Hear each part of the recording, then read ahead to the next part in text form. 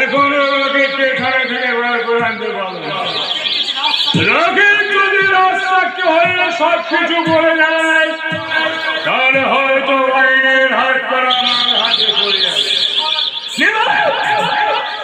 মন্ত্রী আমাকে হতেই হবে, তার জন্য যা কিছু করার আমি করবো।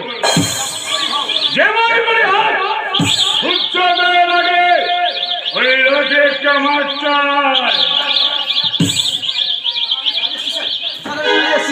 আমি পুরো টেস্টকে হাত থেকে চোখে ধরে দিয়ে পালিয়েছি sir. Very good, very good.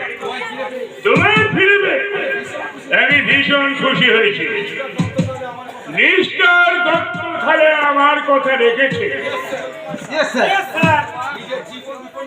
নিজের জীবন বিপন্ন করেও বহুত কষ্টে রকেটকে আমি বের করেছি। Thank you mister Dutta. আপনার প্রমোশনের কথাটা আমার এই নলেজে থাকবে। তুমি নিজে আমাদের সবাইকে বাঁচিয়ে দিয়েছো। তোমাকে রাজসাক্ষী হয়ে আদালতে সাক্ষ্য দিতে হবে না এবং এই দুর্যোধনের গাঙ্গুলি অ্যারেস্ট হওয়া কোন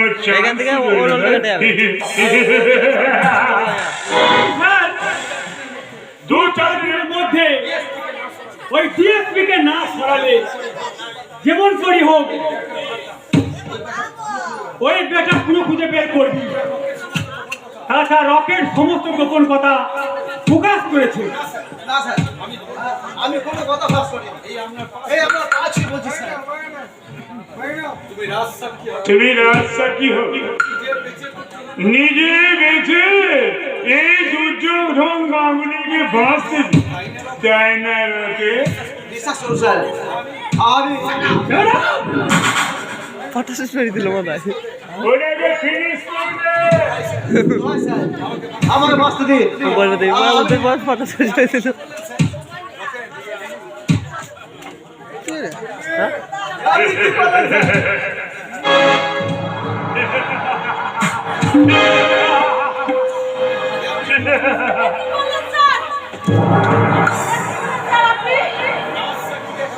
রাজসাক্ষীকে আগে বলে আমি ভগবানের আদালতে পাঠিয়ে দিলাম।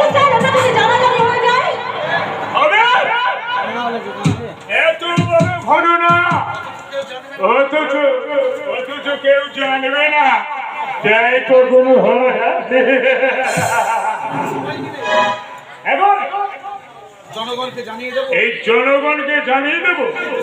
কিন্তু স্যার কোনো কিন্তু নয়। রকেট একজন শিক্ষিত রকেট একজন সৎ শিক্ষিত সমাজসেবী ছিল এবং আমার ইউনিয়ন সক্রিয় কর্মী। ওই যে প্রীতিপ্রজ্ঞ ঘুরে রকেটে নিত্য সংগ্রহ করে লকআপের মধ্যে নিয়ে যে পিটিকে খুন করেছে এবং লকআপে থেকে রাতের অন্ধকারেও বাইরে ছেড়ে দিয়ে এসেছে। আর তার সাক্ষী দেবেন আপনি। আপনি এদিকে ওর বাড়িতে বৃদ্ধ বাবা মা আছে, সত্য বিবাহিত স্ত্রী আছে। কিন্তু কথা ওর তো কোনো বিয়ে হয়নি। না হলেও হয়েছে। ওর স্ত্রীর ভূমিকায় অভিনয় করবে